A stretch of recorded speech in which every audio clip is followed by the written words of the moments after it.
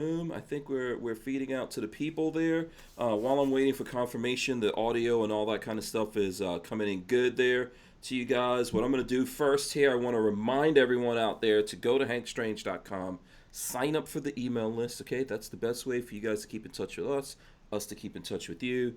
On the website, you're going to find lots of good things. Lola posts deals, etc. on there. You can also get your hands on our patches, which are up there as well. Lola's selling these on the website. If you get the patches, Lola will send out some gun vote stickers to you. The NSSF sent us gun vote stickers, so I'll have her send that out. She might put some extras in there because she'll be happy to get rid of those. So I just want to remind all you guys of that. Big shout out to Harry's Holsters for sponsoring the podcast here. And I want to remind everyone that's out there in the chat and all that kind of stuff to share this video as well as smash the thumbs ups. Okay, we really appreciate that. And I'm going to hit the open in right now. Let's go to it here. Welcome back to the Hank Strange Situation. Sure, you guys smash the thumbs Lifestyles up, of the Locked and subscribe, Loaded. ring the bell, all that kind of good stuff so you can be notified every time we go live. All right, so let's start this off here. So I'm going to tell you, Deshawn, this is your first time here on the show, man. We do this thing here called Jazz Hands. Everyone has to do it. Let's see those. Come on, let's see those jazz hands. There you go. I hope you guys have your big girl panties on. All right, you're gonna probably need them. You're gonna need them. Hopefully you got them on. This is episode 631 of the Who Moved My Freedom podcast. I'm your host, Hank Strange. And as I said, our special guest tonight is Deshawn Bowser, author of Black Behind the NRA. There he goes. Deshawn, show that book if you can for the folks out there so they know what we're talking about. There you go. And where can people get this from? Let's start there. At the moment, if you just Google on your phone, on your laptop, Black Behind NRA, it's the only source out at the moment for you. Yeah, there you go. All right. And, I do encourage you guys to do that and help support him. And we're going to get into all kinds of stuff with Deshawn tonight. So hopefully everyone out there, if you don't know who he is, that's why we're here. We're going to explain it.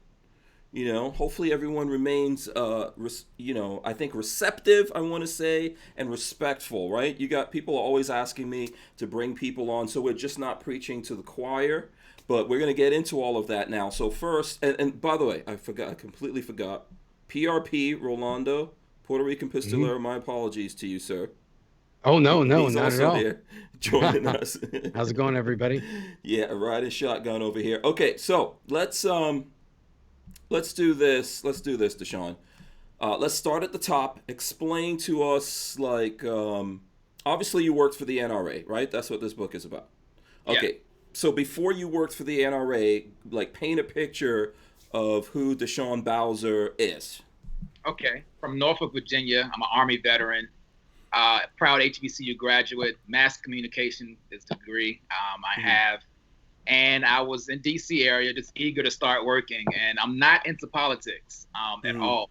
Grandmother raised me old school woman. She just wanted me to know that, I was God's child, didn't break reference to race or politics and et cetera. So I'm a media guy. I'm looking for call signs, and I hit apply all on Indeed.com. And the company with the 3 letters called me, and I said, I'll be there. I'm ready to start working. And it was the NRA. Okay. And that's ended up there. Okay, so you're saying HS? No, hold on. Say it again. Historically black colleges and universities is what you said. For anyone, say it again though. I forgot the acronym. HBCU. HBCU. So there you go. My wife's from the Maryland area, so. Yeah. So there you go. But she didn't go to a historically black college, but, University of Maryland. Oh, well, you did then, right? University of Maryland, No, she went to University of Maryland, so shame on you, Lola. Shame on you. I guarantee you she dated some of those guys from those things, but we're not going to get into that right now. I won't get it back. No, we're not going to get into it because we don't want to have those conversations. Oh, man, you're going to get in trouble too early, Hank. Yeah. So, so here's the thing. So go back and tell us a little bit about the military service or who even before you got into the military. Why did you get into the military? Well, I was at Norfolk State University, and many other people, same reason. We needed to pay for college. Okay. So I started there, the GI Bill. I was a Mhm. reserve for 3 years, actually 4 years. If you know, 80s GI Bill is really not enough money to pay for full tuition, especially when tuition's going up. So I went active, and I ended up in Iraq and Germany for about 3 years. Okay. And I graduated. Yeah. It was. Don't regret a part of it. Were you was that first Desert Storm? What's the timing on that, or second? Oh man, about to tell my age now. I think you went. Oh, okay. You don't want to put the age out there. I hear you said 80s. You went. Yeah, you went. Yeah, no, I was in Ramadi. Oh, okay. Yeah. Okay. All right. I'm thinking I'll give you the year. This is about an ATS, which is when I got out of the military in 2008 from the Pentagon. So I got out of the military in 2008. 2008. Okay. Yeah. Okay. So, and then you're saying when you got out, you were obviously, you had your degree already, and then you got out of the military. And I'm just trying to establish stuff for everyone out there. In the military, what kind of stuff did you do? I was with the 1st Armor Division, Okay. so in the medical field. Medical field. Okay. All right. Did you pick up before you went into the military? Were you into guns? No, I was not. Okay. I'm glad you said that, because that is part of the story. My mom was one of the people who, like, guns are bad. Okay. Etc. Yeah. And A lot of us went through that, right? That's like. Yeah. And my Yeah. grandmother, churchy, I love her to death, great woman, Mhm. but she comes with that culture. So Mhm. no, really didn't have the culture of Second Amendment and etc. Yeah, that's unfortunate. Like that happens in a lot of different cultures. I think Yeah, it it does. happens here in America amongst. Is that common amongst Latinos, Rolando? I mean, I grew up obviously in a military family, Okay. but even my dad, despite being in the military, never really, he didn't talk about guns. He didn't own Okay. guns, but he wasn't against them. It was just Mhm. just wasn't a thing Yeah. growing up. I mean, I'm from the Caribbean, but I found that my parents were very kind of anti-gun. So where I'm from, which is Guyana, the guns are only for the military. Yeah. That was like a socialist communist place, and Yep. they instilled all these like stigmas in their brains about guns and stuff like that, which That's how a is lot of unfortunate. Yeah. Central and South Americans Mhm.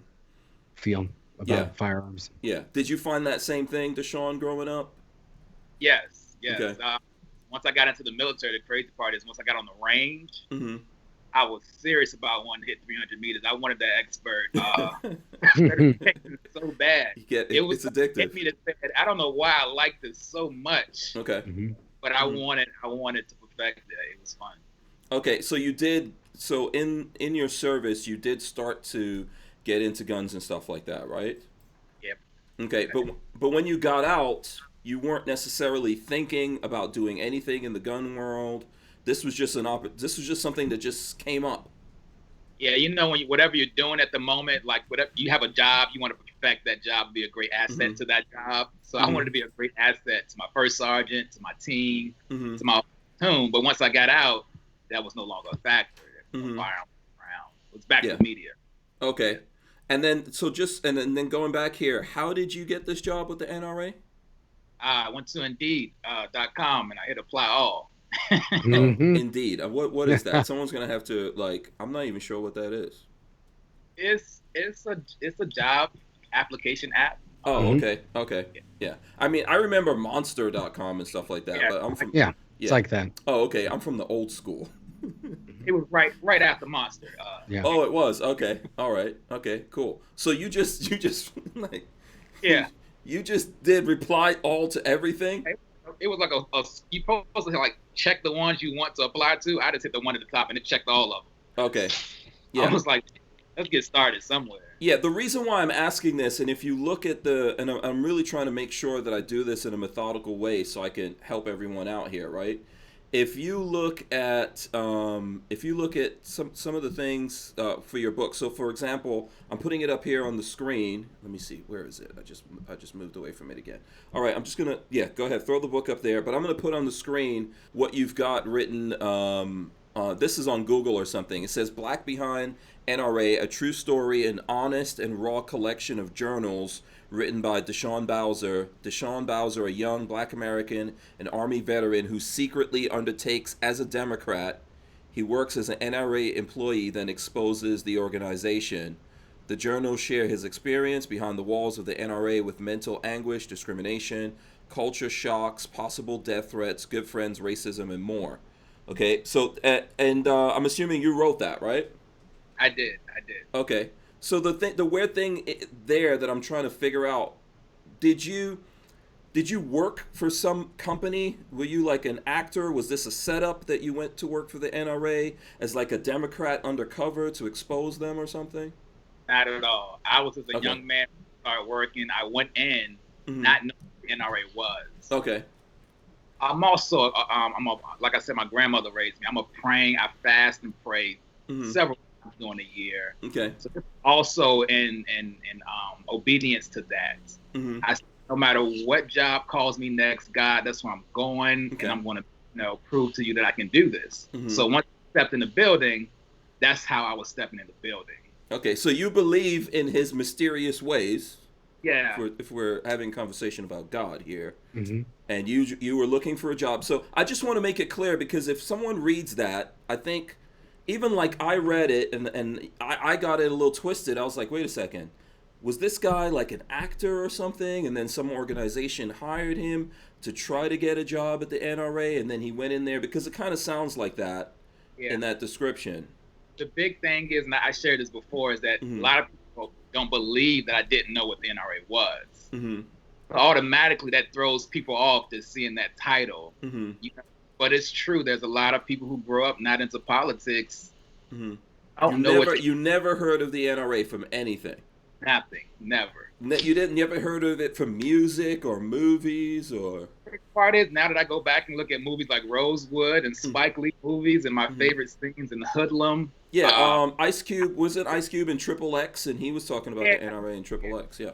A lot of, now that when I went back and look at it, I'm like, wow, it was there the whole time. But my eyes are just going past it. Right. Yeah.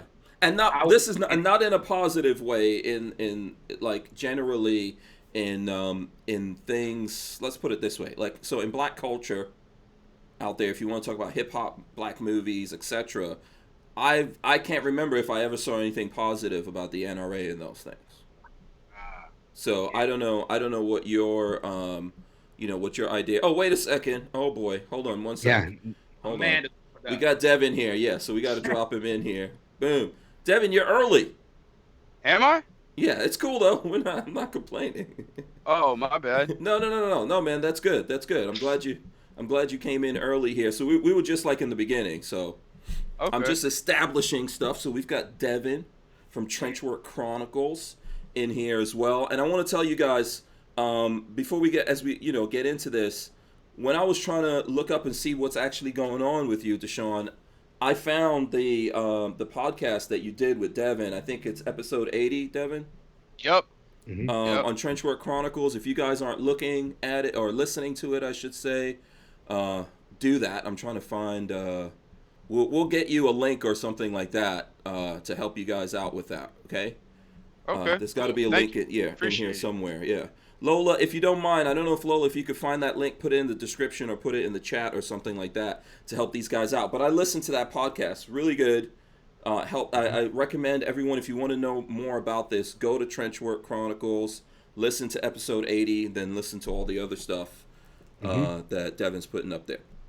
Okay, so where was I? I think I was saying that me personally, before I actually got into the gun world here, and growing up, I had some access to guns. I grew up in New York.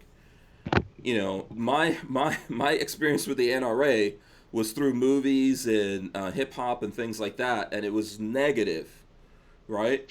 And I think even with Lola, who grew up in Maryland, she always said that she thought like guns were for the bad guys or the cops. That was it. So that's like my experience. So for you, Deshawn, when you started working for the NRA, it wasn't any kind of setup. You just like genuinely, they offered you a job there, right? I have no shame telling the truth. I was completely ignorant to it all. I went in with an open heart and with the obedience to, after fasting and praying, where's my next step? This is my next journey. I don't know what it is. Let's start here and take it step by step. Yeah, and Devin and Rolando, feel free to jump in here at any point. I'm just trying to establish everything for everyone. I was just thinking that's the craziest part is that he says that he knew nothing about it, and honestly, to his point earlier, that had to be God working, because you went into that and came out with this book on the other end that, to me, I consider it a blessing, because it's the actual experience. It's not, the people who are on NRA TV. You are somebody that was actually in the building, in headquarters, right here in Northern Virginia, doing the work. So you know what it is. Yeah. Yep. What was your job what was the job that they were offering you? What was the job and the description of that? I was the range service coordinator. I was helping people build shooting ranges or improve shooting ranges. Okay. Then I transferred over to the Eddie Eagle program. Okay, so range service coordinator doesn't sound like entry level to me. I mean, that sounds like, that you're in charge of something. Yeah, okay. I was. Okay. So what was that process like? Did they just say, "Hey, we have this job"? You're like, "I'm going to show up." Did they interview you? Was it a process to do this? The person who interviewed me, he, I don't know what they had going on before in the department, but he was just telling me, this is what we need as we bring you. We hold 2 conferences a year. We have a range source book. We're going to send you about 60 emails and phone calls a day. We need someone to handle that traffic. Going to travel, and everything is going to be in reference to building shooting ranges and improving shooting ranges. And of course, there's a lot that comes with that, but that was the interview. So you weren't the range service coordinator just for that building or something. Were you doing this in other places outside of Virginia, or you were just doing this there in that building? Well, from the headquarters in Fairfax, we try to put 2 range advisors in each state. So the way the program works is, if someone calls and they have a question about a range, we offer 3 things. We offer the range source book. We let them know about the conference that we have. One is on the East Coast, one's on the West Coast. And we can have someone come out to actually put boots on the property to give efficient guidance with the range. Okay. Clover Can I ask a question? Go ahead. What's the second conference? Because I know what NRAM is, but what's the second one? Yeah, that's a good question. The conference we were doing was called it's the range conference. If you go to NRA website and hit range services, it'll exactly what I said to be right there. It was the range. Yeah, there is some other thing that NRA does. I'm not sure what it is either. Was it the carry shield? Was that what it was? No, I don't think so. Oh, okay. No. Never mind. Because isn't there a moving, so the NRAM show is moving, right? But isn't there something that they sometimes do in other countries or whatever? Range Development and Operations Conference. There you go. That's it. Oh, that's it. Okay. I'm glad you put. Thanks, bud. Yeah, no problem. Yeah. So Clover Tax says this. He says, "Oh snap! I may have talked to Deshawn before. I've had a bunch of conversations with NRA range services in the past." Yes. Okay. I'll be honest. I had great conversations with people. As you can imagine, I learned a lot. Went in with an open heart, man, and an open mind. So, for one, asset, to my department and my job, but also second, since it was so different, I couldn't help but to learn and have an open ear to people who are talking to me. Yeah. So I met a lot of great people. They may remember me because you see I'm smiling right now all the time.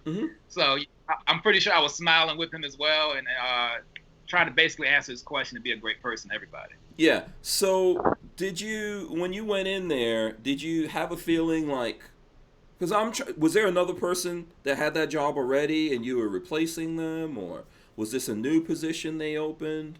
I'm just trying to figure out if you felt like, hey, these guys are hiring me because I'm black and maybe I have some experience or something like that in this thing. What was your feeling when you went into this? Okay, that's the big one. Open up a lot. Okay. With 3 things, we're making short so we can keep moving. Okay. I never shared this. The person who interviewed me, his wife is black. Okay. I don't know if that had anything to do with it.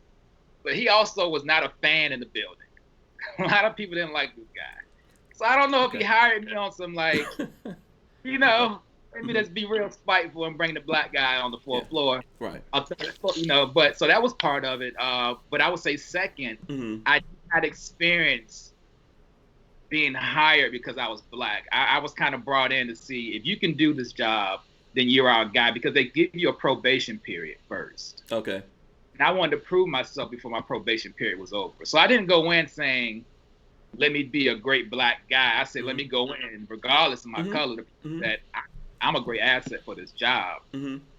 Third, the big part that you're opening up is, what did I feel when I came in? I on the interview with him. When I walked in, I'm an educated guy, man. There was no black faces on the wall. People were looking at me like I was crazy. Okay. And I was like, you know, still smiling, like, you know, this. Okay. Maybe it's not their day. I don't know. I haven't ran into the good people, you know, the nice, friendly people yet. I went to see him. I couldn't find a black face in there until I went to the law enforcement section, and they had two guys as criminals. In the museum. So there's a museum. I've never been there. So there's a museum there, you're saying, and when you went through in the museum is where you saw some black faces, but they were part of the exhibit? Yeah, and they weren't good examples. Okay. I know a lot of black veterans I could be proud of, you know, growing up in CU. So I went in there and I saw these, you know, military, firearms. Yeah, we've had some badass Navy SEALs and stuff like that were black. You know, there's lots of, inspired, but instead I saw us as criminals in the law enforcement. Then I went further and I saw Eddie Murphy and Denzel Washington in the entertainment section. I was like, hold on. I'm not this stupid and ignorant, you know? So I saw these little kids, Caucasian kids, walk through the museum, and as they were looking at everything, I was like, it's kind of disgusting. Okay. The kids are seeing black people as entertainers and criminals in this museum. Okay. So there wasn't like, I know that we've heard stories and we've seen things that the NRA helped out the civil rights movement, Martin Luther King, etc. There was none of that in that museum? No, not at all. All right. Okay. So that's why I'm trying to figure out, like, in your brain, when you were going into this, did you ever think, okay, maybe these guys are hiring me because I don't see a lot of other black people around here, and maybe they want to get, you know, like, up the profile of the black people that are in the organization? Did you think anything like that? No, I think the only thing I did was I went home and I did some real critical research on what is the NRA. Okay. And the crazy part is I also watched a movie called Rosewood. I'm aware of it. Yeah, and an epiphany just hit me is that I just saw this group in the, you know, I felt like I saw these people being honored in the museum, and I was like, I'm in something that I'm, you know, that's when it hit me. I'm in a place. So up to that point, you didn't even realize actually what you were dealing with. This was just like any other job to you up to that point. Yeah. Okay. Yeah. That, I don't know. That's interesting. Wow. Yeah, I'm trying to figure that out. Like, what was the reason that they were saying, we want you to run this range thing? You know, yes, you were in the military, you had military service, and, you know, obviously, like you said, you liked shooting long distance and stuff like that. What was the reason, though? Was there something, you know, that you did in the past that made them think, you know, this guy's perfect for running the range? No, like I said, the guy that interviewed me, I have good interpersonal skills. I won't toot my own horn, but yeah, I'm not questioning that. Yeah. Yeah, we bonded, and he was like, "All right." He was also a Christian guy, and I think he saw my gospel radio station history. You know, I'm prior service, and I do know shooting ranges. You know, like I said, that's why I fell in love with firearms when I was on the range. And he asked me questions, possibly about, you know, sidearms and etc. And I was letting him know I'm the guy. Let's get started. So okay. All right. That's hired, yeah. Yeah, I mean, and it sounds like something that you would have to be able to interface with people and all that, which obviously you could do. By the way, someone was asking, what's that picture behind you? So I don't know if you would have. It is Muhammad Ali. I love this. All right, can we see it? I'm kind of cutting it off on purpose a little bit. Oh. It's one of a kind. Oh, all right. It just happened to be my office. Yeah. All right, there you go. The answer is no.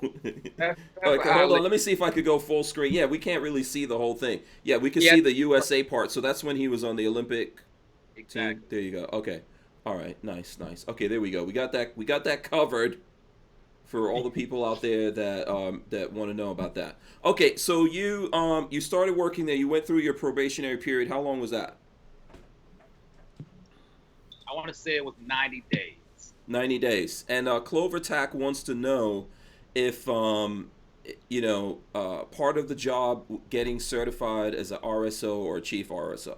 Did the NRA give you any kind of training, or did you already have those certifications? I did not have those certifications before, but that was naturally what we were doing with the range advisors. We were doing classes. We also have a lot of training. The training department was right next door to me, so I worked with them as well. So with that being so close to me, I became a chief range safety officer or a pistol instructor. Oh, okay. Someone else was actually in charge of the range then, I'm taking it. We were giving assistance to ranges across the entire United States. Okay, so it wasn't a specific range there. It was just you guys were going out to ranges and helping them get set up. Correct. Okay. All right. So you went through, how was your probationary period? Any issues? I was serious about proving that I can do this job. Right. Of course, like I said, day one, that atmosphere there kind of trying to smother me, but I'm somebody who doesn't back down. I had God in my heart and been praying every day. So no matter how tough it got, I was like, God, I'm gonna show you I can do this. No matter what someone said to me, I didn't take it as racist. Immediately, I was realizing, like, you know what, some people are probably just not cultured or educated to know what they're saying. So there's a thin line between ignorance and racism. So I automatically say this person is racist. I gave it time to educate myself about the organization or about the person. I did confirm, like, no, that guy's just racist. Okay, yeah, and like I said, guys, if you have a thing, I'm going through this like a lawyer. I'm just listening to the good responses. Yeah. Oh yeah. I totally listen. I can tell you something, Devin. I don't know if you know me like that, but I don't say stuff if I don't mean it. When I listen to you, and I really do recommend people to go listen to your podcast with Deshawn, I thought that was really good. I mean, Thank you. I don't know. Did you get a chance to listen to it, Rolando? I listened to a little bit of it, but I didn't get a chance to before the show. Yeah, I think it was good, right? I think it's a good grasp on who both of you guys are, by the way, which is a good thing. Okay, so Rain gave us $1 here. Thanks for that. There's no message behind it. Can we just go back for a second? So when you were in the military, how was your experience when it comes to race in the military? Did you see a lot of black people like yourself? What did the makeup look like when you were in the military? Wow, you're answering questions I didn't think I would be sharing. I joined in Norfolk, Virginia. Okay. I was reserved at first. So I was try to speak up a little bit. Yeah, I'm sorry. I was simultaneously going to school as a reservist. That's 1 weekend a month type of deal. Well, I went active. Man, I was the only black guy. It's kind of you're making me think. God was kind of shaking me up for this future that had coming towards me. But he ended up being let go, not only for being racist, but he was just not taking care of soldiers. As we were preparing to go to Iraq, he was doing a lot of dirty stuff. I had tough skin. I was also married at the time, so quitting wasn't an option. I was there for my kids and the wife, preparing the housing. I didn't care how disgusting the guy was. I had them to put first. But after a while, he was replaced with an amazing guy from North Carolina.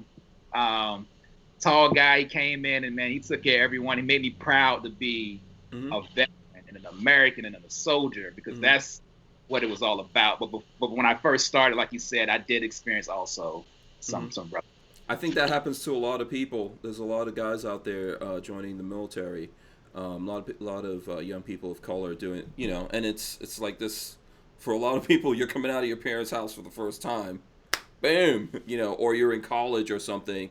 Kind of a little bit of, it's different from your parents' house, but a protective environment. Okay, so to go back to this now, through your probationary thing, there was no big things, right?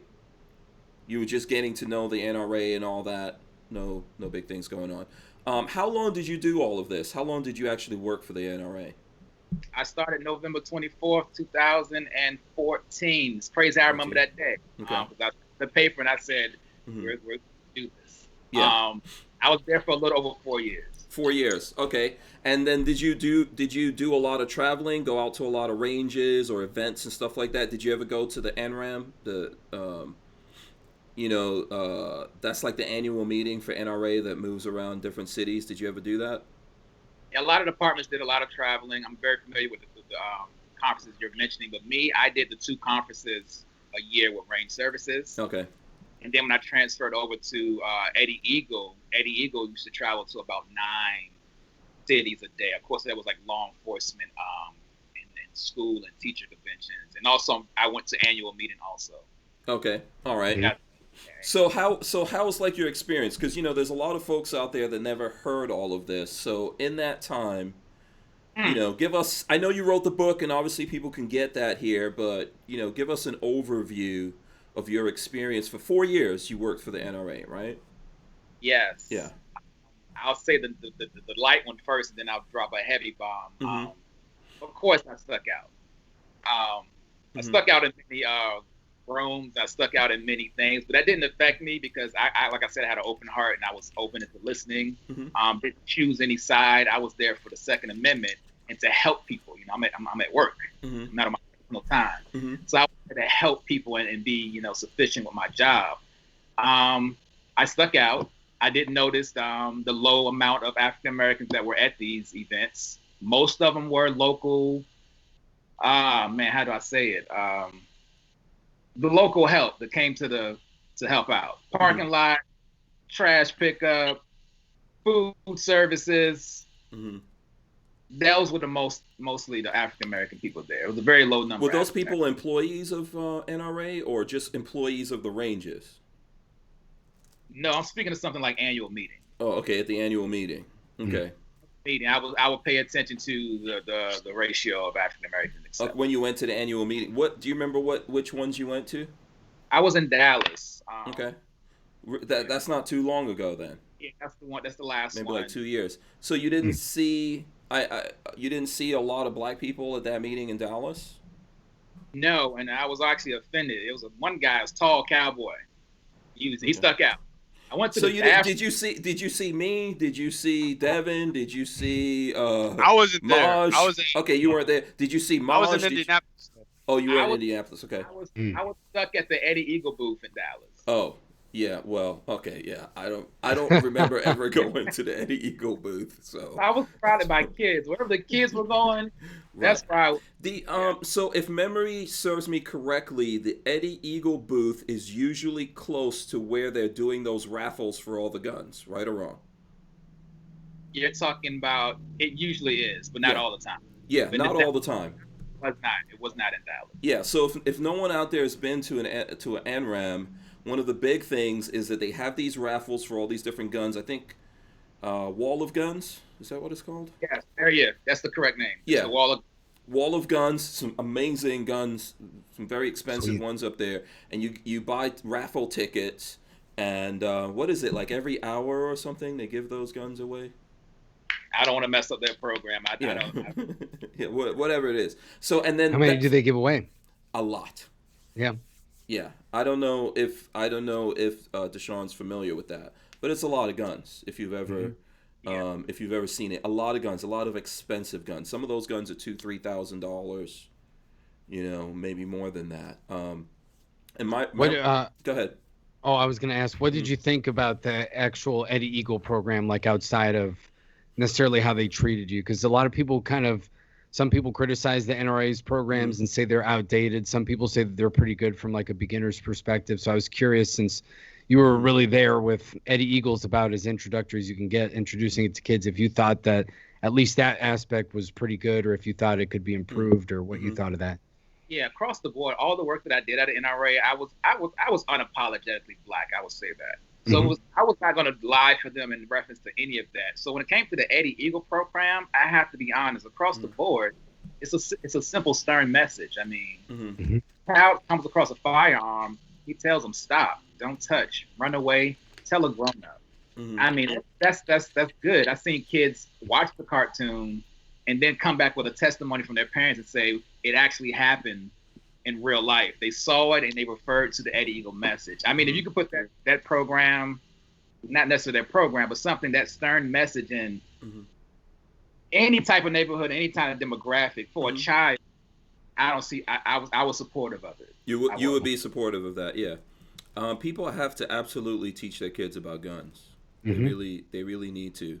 Lola and I went through all that stuff, sitting down, talking to our kids when they were younger about guns, and that, you know, you shouldn't touch it. If you go to a friend's house, you see it. If you see it here at our house, I think we went to the level of, you know, unloading guns and leaving like snap caps or whatever in there and leaving it to see what our kids would do, you know, and if they would actually not react to that gun and then come back and say, hey, I saw this gun. Why is this gun out here? You know, we did all that kind of stuff. We took them to NRA. I don't know if it's sponsored is the right word, but events that were put on by the NRA for them to learn how to shoot and all that kind of stuff. So cool. I think there's a value for that, and I really wish that schools kind of got into that. I think it would help with a lot of things. I always put it like swimming pools, right? Especially here in Florida, there's a lot of swimming pools, and a lot of kids die by drowning in those pools. You know, I really wish they would teach kids about the water and how to swim, you know, and how to deal with these things, but they don't necessarily do that, you know. But they're more likely to do that than to teach them about guns that they're highly likely to come across. I learned, and like I said, I said it in the podcast with him, I learned a lot at the NRA. And the information I got there, I realized that I can apply it outside in areas where, you know, we don't have to go to the NRA as if they're the all. We can do this stuff also ourselves. That's right. And what I'm saying is the simple message that Eddie Eagle was doing, we don't have to use Eddie Eagle. You know, you can use the same process and make our own programs, because the trouble we had with Eddie Eagle was if you say NRA, they're like, no, we're going to turn away. If you say firearm, they're like, no, I'm going to turn away. So that's the NRA's, you know, kind of fault. But if I make my own program, I'm also a partner. I'm great at making partnerships, and we all did that. I think it'd be great work for our kids. Absolutely. How can you lose? That. Go ahead, Devin. I'm sorry. What you to say? that point? No, to that point. I recently dealt with something similar. While we were searching for locations to start Kids to Kings, one of the problems was that being associated with Walk the Talk America and the firearms portion of it, literally the fact that just firearms is in the title of the intersection between firearms and mental health. They were like, nope, can't do nothing with that. Yeah. And they will literally just stop responding to it. It's crazy. Yeah. No matter if you're trying to fix the problem, if it's just a part of the program, it doesn't matter. Like, they're not trying to hear, like in blue areas, they're not trying to hear it. Yeah. It's just part of the corporate. It's part of the corporate structure. Like, I've gone through that in different places. You know, like, I've considered myself what we're doing here is broadcasting, and I go to the broadcasting convention, and I was talking to this lady at a big company that's out there relative to broadcasting, and she was enjoying it. She was like, you know, we need people like you to come here, and you know, because they actually invite in guest speakers, and you get up there and you talk about how you run your YouTube channel and what tools you're using. So she was like, so what's your website? And and I told her, and she's looking at it, and she's like, listen, let me explain something to you. I'm, you know, a God-fearing person, and I believe in guns, but this company does not. You know, and that was the end of that. So that's a reality. Huh? When I was booking shows for Eddie Eagle, we would not put NRA in a lot of stuff just so we wouldn't get that backlash. Yeah. You know, it was sense. Community outreach or something else. We wouldn't put NRA when we send it to schools to take materials. Yeah. Yeah. Okay. Did you guys have any questions here? So I'm not the only, you know. Lola says I run my mouth too much, so I'm trying to give you a chance, Devin. I already interviewed him. I know. No, you're asking a lot of the stuff that I would want to know too. Right. A lot of the questions you're already taking care of. Keep rolling. Yeah. So the thing is, okay. So you were doing these things, like what's your idea of this overall experience, right? What's, give us, like, what is your idea of this whole 4 years? If you were looking at it, what would you say? Like, what stood out the most to you? What was the best thing? What was the worst thing? Well, the best thing is that I do believe in the Second Amendment.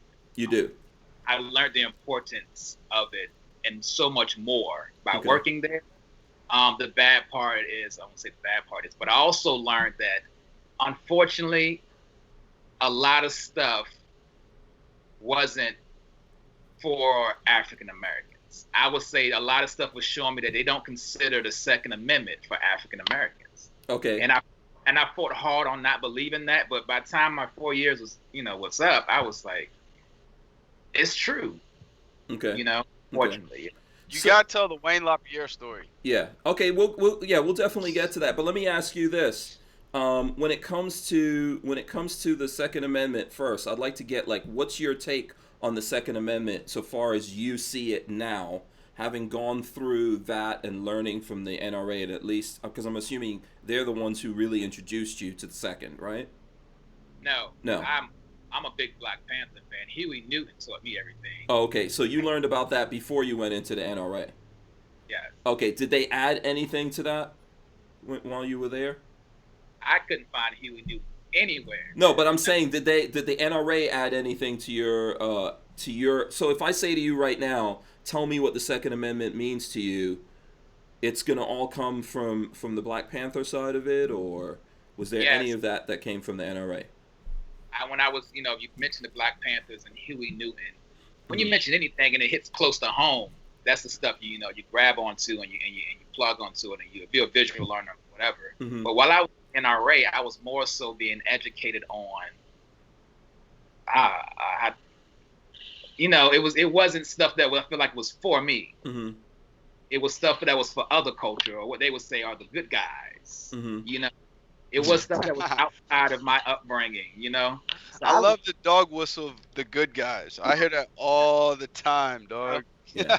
It's true. When you see those commercials and stuff, you see, the stereotypical stuff, but you don't see me. You don't see me as one of the guys. So I think what you're saying there is, but NRA at this time was putting out a different message, right or wrong here? You guys tell me, right? I know I've been doing this particular thing for like 7 years, and this was all 4 or 5 years ago, Deshawn. He pointed out, I think what you're referring to is that on the outside, Mm-hmm. you may see a commercial or something with blackface. You may see Colin, but for me on the inside of the building, Mm-hmm. I knew the truth and how I was treated, how I was studying the grants, how I was like, okay, what anybody gonna reach out to a HBCU? Or Mm-hmm. why are all these pictures full of white kids? Or, Mm-hmm. I was there for 4 years absorbing all of this. Mm-hmm. And I was like, and I tried to speak on certain things, but was shut down. And I was just like, I got to stop being ignorant. This is purposely being done. Yeah.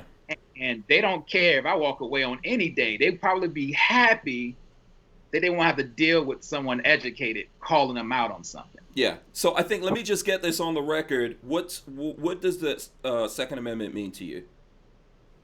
The Second Amendment means you have the right to bear arms. The rifle symbolizes the protection of one's freedom, and you have a right to it. Okay. Yeah. Yeah. So I think someone out there, what was the question? I'm trying to see. Okay. There's some crazy questions. I'm going to get to all of those. All right. So let's go back to this. So during your time there, Noir was there, right? At the NRA? Never seen him, but I did see him on NRA TV. Okay. So you saw him on NRA TV. I know he would, like, when we went to the shows and stuff like that, he was in the banners and all that kind of stuff. He's probably the highest profile black person that I could think of that was there. Did you see anyone else? I think there's been other celebrities that are black, right, that the NRA had, but I don't know if any of those people got as high profile as Noir. Yeah, you said if you went to the annual meeting, you saw his big banner up. Okay, because I think you were saying that there was that, but you didn't see things, like you didn't see anything else. You didn't see it in the pictures. You didn't see any other things that indicated that more than that, right? Am I correct on that? We're media guys, so I think you know what I'm. You can paint, you can set up a Mhm. marketing brand or a picture, Mhm. but behind the scenes, you know more than your audience. Mhm. Yep. Mhm. So I was behind the scenes, and this is what I'm saying. I wasn't paying attention to that stuff. I'm too Mhm. smart. I was really doing the research on what's officially being done Mhm. for African Americans, To or are you? actually incorporate it and make it part of it. So, I mean, let's put it this way: if black people are, I don't know, what's the accepted thing? 20% of the population, right? I don't know. 13. Yeah. What did you Oh, say? of America? Yeah, 13. Yeah. Roughly Yeah, 13%. it's like 13, 14%. to Mhm. Okay. 18. I think Yeah. that's right. Okay. So it's not, and first of all, my personal way of looking at it, it doesn't mean I don't have to see myself reflected in everything, Yeah. but I do know from going to the NRA show and seeing a lot of people attending the show that look like me. I did see that. I don't know if anyone here would challenge that, but I would definitely say that Lola and I were not the only black people at those shows. That's where I met you, Hank. Yeah, which one did you meet me at? Indianapolis. Indianapolis, right. So, and I think you would always see the people from those surrounding areas mostly coming in, or states close to that, and I would see black people actually there, right? But you're behind the scenes, and you're saying that you didn't see that, you didn't see it as much behind the scenes. Were you in a position to talk to anyone? Devin mentioned Wayne LaPierre, whatever. Did you ever sit in on any meetings or have any conversations or try to speak up to any of the people who were in a position to do anything about that or add to that?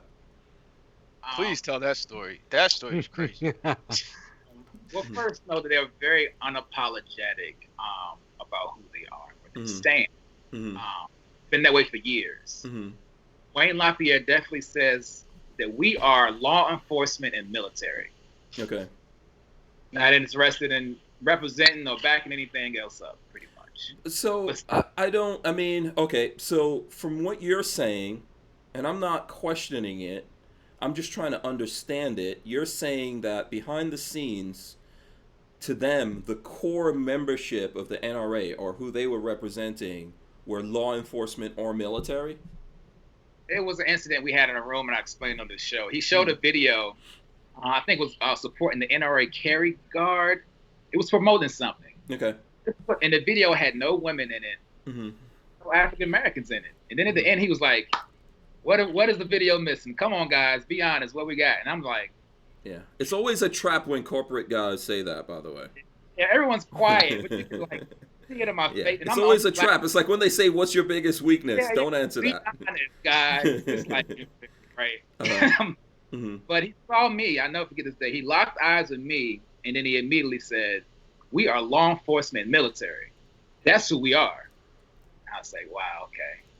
Yeah. He like, he did it. He saw me because I know how Wayne. And you he do can, fall into one of those categories, right? You're prior military. I am. Right. But there were also women in the room who I know are thinking, there's no women. Right. Yeah. So did you voice your, because I did hear that story. Did you say, "Hey, I did not see some folks like myself reflected in that"? Did you say that?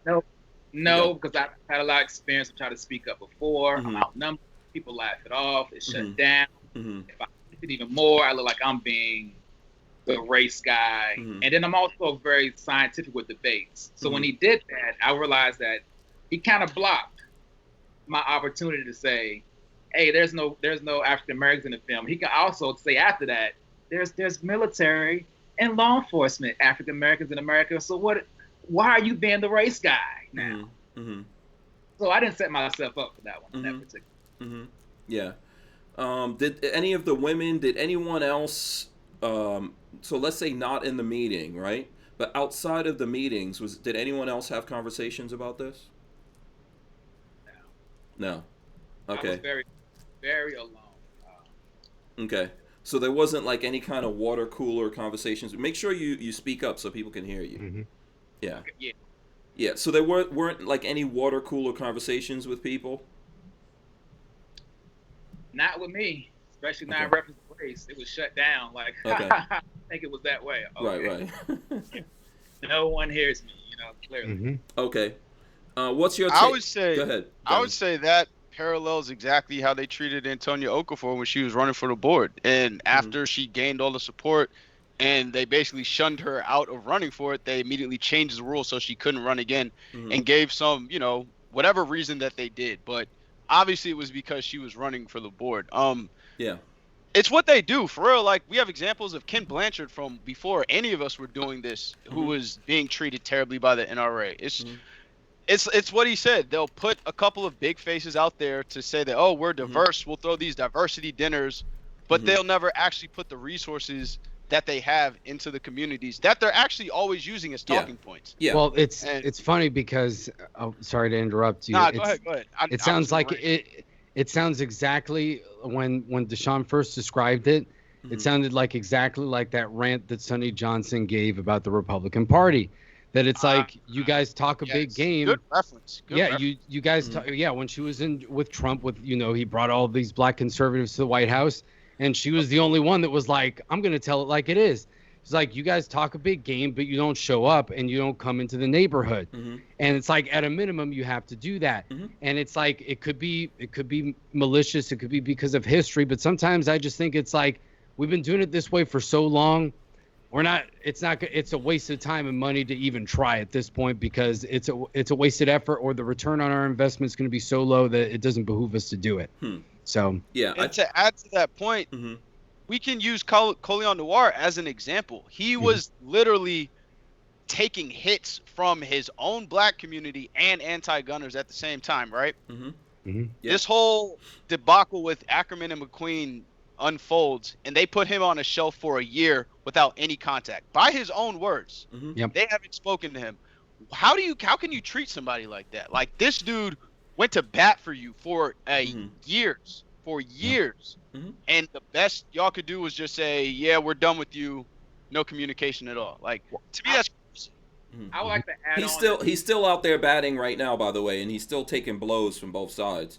He's still taking blows from black people. He's still, because black people in general fall in line with an anti-Second Amendment message, even though that's not the reality of how we feel. I know this is a fact.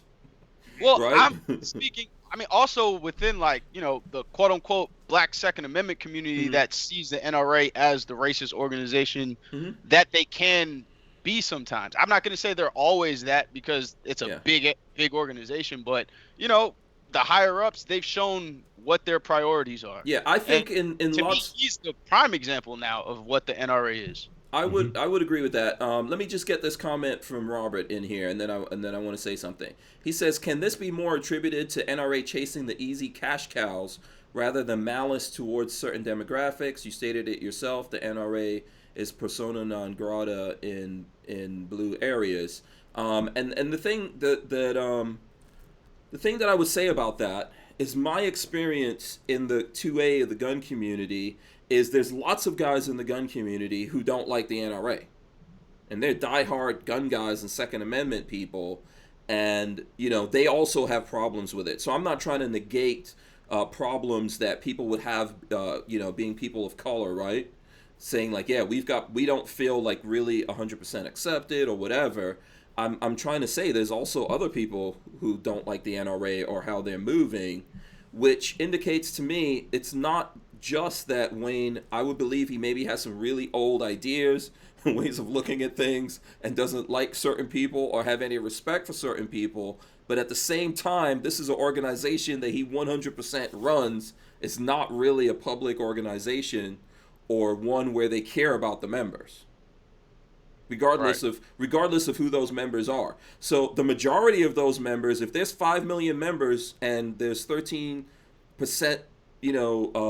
representation so far as the black community, the majority of those members are white people, and they don't care about them either. Right or wrong? To an extent, because they definitely still pander to their base. But what's their base? I think this is what Deshawn's saying. What's their base? Maybe the ex-military or law enforcement or current or whatever.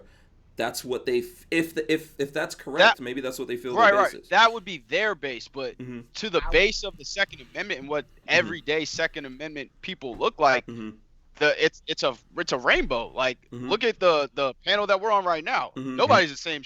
what I'm saying? Well, We're different shades of black. What is but, it? Like 43% of the U.S. population supposedly lives in a gun household, and there's like 5 million NRA members. Mm-hmm. So that's like what 170 million gun owners versus 5 million NRA members. So it's like 3%. You know, 2 or 3% of just even gun owners are NRA members. Yeah. On top of that, just from a marketing perspective, if you know that black people are one of the number one consumers in America, on top of, you know, one of the growing demographics in gun ownership, why wouldn't you focus on that demographic? That's, to me, that would be a layup of memberships, of support, of completely destroying the anti-gun narratives. Like, to me, that right there is the most brilliant, holistic marketing plan you could use. Go ahead. I want to share four things. I said it before with him. It's the National Rifle Association, but when I was there, I feel like I could confirm that it was the White Rifle Association. And I was like, the word nationals, I thought, this is branding, this is marketing, this is the White Rifle Association. And I said that because the way that Black NRA members feel, the way that the other few Black NRA people at the headquarters felt, they felt like they couldn't say nothing because they needed a job and they feared what the NRA may do. And the NRA comes with a lot of benefits also. So a lot of people don't know where they can go, even if you are a Black person that supports 2A. But I want to point this out. The way that they treated us. When I went in there and I looked for the other Black people, one was a cook, the other one were doormen, one was fixing computers. I was like, man, a white supremacist can come into this building and feel proud. And say, this is my kind of organization right here. Well, I think a white supremacist would not want to see any Black people in there, but, you know. Yeah, but yeah. See them in a certain way. Yeah. So my thing, there's a couple of things here. Let me get this first from Lola. She says, Hank tells companies in the industry all the time, even though it may rub companies wrong, I don't see people like me. Ultimately, yes, I do that. There's companies, you guys might be surprised, that I talk to them and I'm like, hey, I don't necessarily see people like me up there. Now, is that the number one thing in my mind? No, because to come back to this, to what you said, Deshawn, ultimately, the NRA might have built the brand and then it looks like they own it. But in this world that we're living in now, all of that's been kind of like decentralized. So we can all create and control our own messages and do things. And some of us can choose to support different people out there doing things. Some of us can choose to be the ones getting out and supporting things all in our own way and doing it in our own way and be a representation ourselves. Because whenever you deal with anyone, let's say you take the race stuff and put it aside. When you deal with anyone, there's always going to be a lot of nepotism and you're subject to whatever limited capacities are going on in their brain. Yep. You know, that's just the reality of it, because I agree with what Devin said. There's definitely, if you look at all the numbers that are going on right now, the massive gun sales, a lot of those are people of color. That's what they found out. And we could probably go back to reasons for that, but a lot of that's happening. A lot of that, there's women buying a lot of stuff. Everyone's buying things now. But there's a lot of those numbers that are people of color getting into the game. Why wouldn't they want that? Most regular companies that are running a business and they want to make money are going to care about that, right? Right. And they're going to cater to that. So that's why, for example, if I have Amazon Prime, I'm seeing them throwing up Black Lives Matter up there, which even though personally I'm like, okay, that's condescending or whatever, that doesn't really move me like that. But most companies are going to do that. But the nature of what we're talking about with the NRA is something completely different. I think that Wayne LaPierre and a couple of his buddies, this is me from the outside, you were on the inside, Deshawn. To me, it seems like him and a couple of his buddies run this thing, and everyone down pyramid, from the top of that pyramid, everyone down from that was afraid of him, saying anything. Is that anywhere near to what you experienced or not? I definitely have to say I have to speak. You went above the pay grade for me. I have to stay in my lane. Okay. With range services. I don't know what I want to always try to speak sufficiently and honest. He opened up a lot there. But one thing I realized that I'm probably not going to get to is that you're saying a lot of truthful things. But my book, and I want people to get it because there's a lot in there. I want to help me understand why I experienced all of these things. A bullet in my tire. Okay. Okay, a bullet in the tire. Let's focus in on that. I'm gonna give them to you real fast. Okay. There's a lot. Yeah, go ahead. Give them to me. Okay. Overall, the book is gonna, like I said, it's gonna be. I'm gonna just be open from a Christian heart. Okay. Let you know how. But as I share them with you, and after you finish the book, there's some truth into what I'm saying. That a lot of stuff that are just not right. These conversations not being had there. There's some ignorance and culture and etc. And you know, something that's the point that's going to be made after reading. But there's answers to it. It's not, you know, picking a side and etc. I like how you're doing it as well. Let's take the first part out and from the Second Amendment part. I do that as well. But from things experienced there is what the book is going to be talking about. Yeah. I can pick up on it. It's a lot. We shared a lot of them in the podcast with him. Yeah. Well, first of all, what I'm trying to do is do something a little different from what you and Devin did, because I really believe that Devin, you got to go. Yeah, I gotta finish up some stuff. Tonight's one of the deadlines for the Solutionary Summit, so all right. I gotta finish some work on that. All right, man. Thanks. Yeah. Okay. We appreciate Take care, it. man. We appreciate it. Thank you for having me on, though. Absolutely, whenever you want man. me again, just let me know. I'll jump on. Absolutely. We'll keep talking about you when you're gone, though. Don't worry about it. Okay. Yeah. Keep it up. Solutionary Summit 2020. Get your tickets. Eventbrite.com. Yeah, that's in Atlanta, right? Before you go. Yes, Atlanta, Georgia, Buckhead, Hilton Inn, Buckhead. I mean, yeah. I'll say it, we have the most fire lineup that any summit that has ever done has had. Our lineup is fire. Check it out. Buy your tickets. Yeah. Are you guys coming? Well, first of all, I wasn't invited to your fire lineup, but that's fine. Ooh. That's okay. I thought you bought a ticket. Huh? I thought you were just coming. Oh, Like, I don't know. I don't know. We'll figure it out. We'll figure it out. I'm just teasing you, though. I'm just teasing you. But yeah, you know, I wasn't invited to the, you know. Thank you for having me on again, Sean. Always great talking to you. Yeah, man. Thanks. See y'all later. Yeah. Have a good night. Absolutely. Yeah. Okay. So where were we here? You guys really, I think, need to listen to that. And I'm not trying to do the same exact. I'm not trying to have the same exact conversation that you and Devin had, because I think it's a good one to have. And by the way, I'm also not arguing what you're saying. You know that. Yeah, of course. Because I really feel like, as a guy who was in the NRA, I've made videos supportive of the NRA and all of that.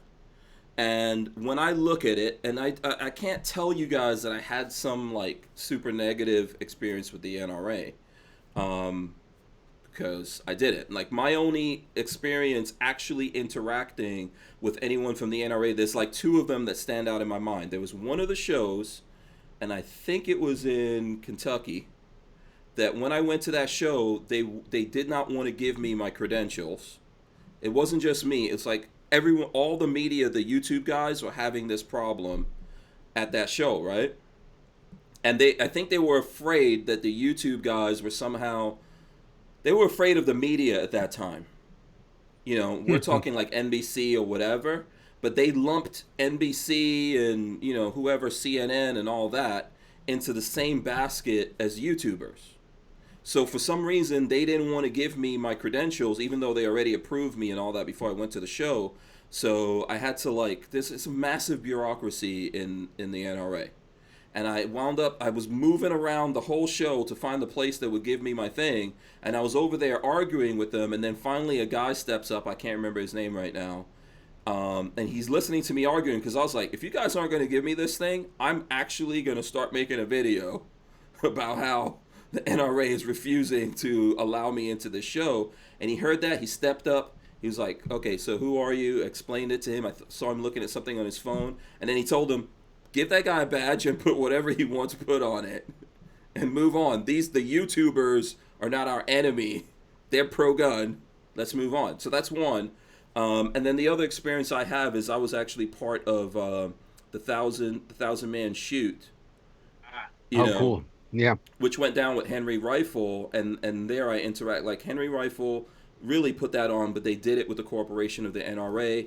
So to me, those are the things that I dealt with. But ultimately, behind the scenes, whatever I saw behind the scenes, I could say yes. I just didn't see a lot of that for an organization. Like, to me, it's not required. But for an organization that was actively saying at the time, that this is who we are. You know, we're down with everyone. You know, the Second Amendment's for everyone. I didn't necessarily, see that reflected in it. So that's why I'm saying, like, I'm just trying to give the folks out there a good angle. And a lot of these guys, I see Night Train saying right now, NRA's corrupt. A lot of guys understand that. Yep. There's a lot of bad things happening at the NRA, and I think it just has to do with the ownership. Like, I don't really believe it's a true organization or a public organization or even a civil rights organization. That's me personally.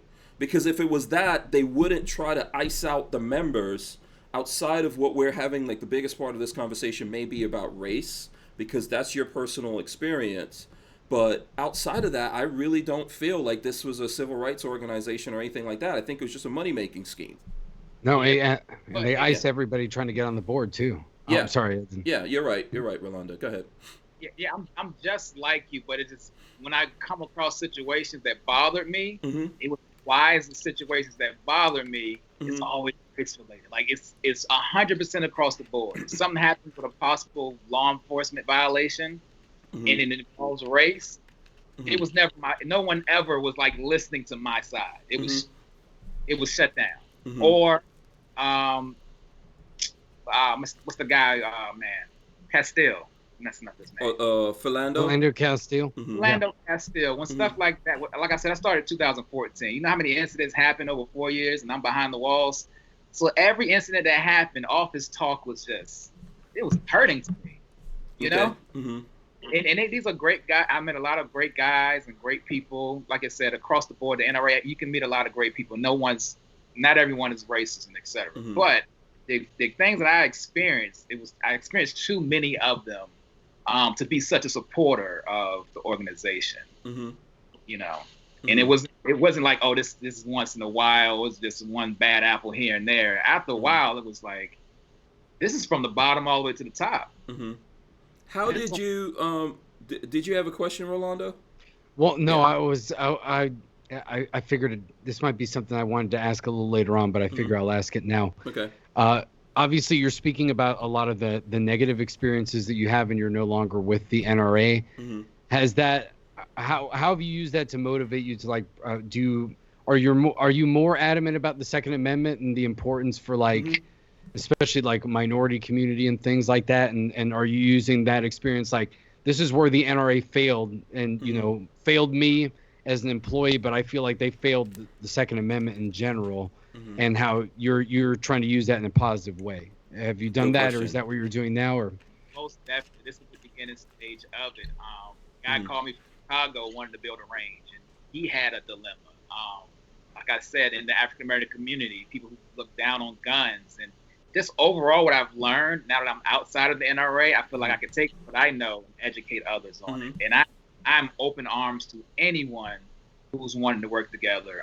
And yeah. Have you, and I heard Devin ask you this question, but I'm going to ask you it again, so forgive me for that. Have you tried to work with any of the other Second Amendment organizations out there, not just the ones that, there's some black Second Amendment organizations, like NAGA, for example, but there's also GOA. Have you tried to work with any of those guys? Have you heard from any of those guys? It won't be a shocker, but like I said, this is my third broadcast. A lot of people do not know who I am. Okay. No one knows who I am, but I'm a big fan of like Black Guns Association. I'm doing all my research. There's a Latin Rights Association, Instagram. I'm friends with everyone. They're doing a rally. I was at a rally in Richmond with Hugh Newton, Black Panthers. I'm very supportive of the Second Amendment and people who are outside of the NRA and just there to lend a helping hand. And if they realize who I am, I'm telling them, hey, I can help you here and there. But usually right now, a lot of people just don't know who I am. They don't know my credibility. And I think that Devin said that at that where you guys met, you did a lot of photographs, right? Who were you working with there? Was it like the Black Lives Matter? Was it a pro-Black Second Amendment organization? What was that? I own a photography company. Okay. And I'm not a photographer who's like doing models or whatever. I like photojournalism, Mm-hmm. and this is what I had a passion for. And I said, I knew the guys that were doing it, and I said they're going to be focused on the logistics. I was like, well, who's going to tell the story and take the photographs the right way before media changes the narrative? And I said I'm going to be there and help them guys do that. I did it for free, and that's why I met Black Lives Matter. That's why I met Devin. I was hoping to meet Maj. Maj is going to show up. Very supportive from him as well. He's very big on educating people, but this is how I'm getting around. And this, so far, you probably still will meet him. I saw somewhere recently that Maj is getting he's got an RV or something. He's gonna get on the road. So, he's going to Portland. Yeah.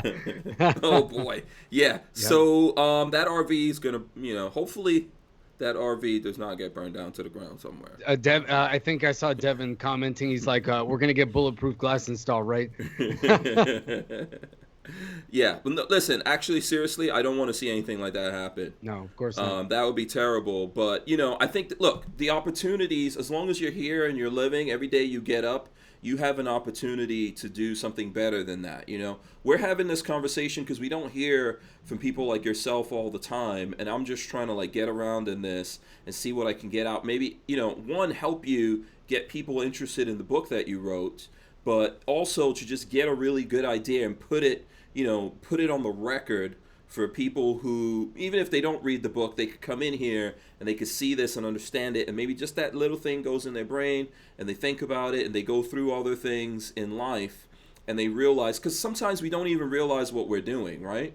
Sometimes we don't realize that the way we're talking to people that, it might be rubbing them the wrong way. And it's not just for, if you're a black person and you go into an environment that's mostly white, it could happen to a white person going into an environment that's mostly black, and we don't understand or empathize with that person, and we don't realize things we're saying to them or whatever might be affecting them in some way. Mm-hmm. So to me, with the book, how long has the book been out? I would say it was finally finalized at the beginning of this year. Beginning of the year. Okay. Yeah. So since you put this book out, what kind of interest did the NRA take? Any interest in the book? First, I did it because when I left, it's a story behind that. But I just wanted to walk away and leave. Again, though, God was like, you didn't go through all that, just not to say anything. There was this sweet African-American woman. She said, you're very lucky if you choose to say something, because the people in this building, they can't say anything because they need this job. And they fear what the NRA may do. And then another woman told me the last time we had an African-American here, like yourself, was like 30 years ago. And then me also knowing the atmosphere of that room, that building, I was like, anybody like myself would not stay here for more than 2 weeks.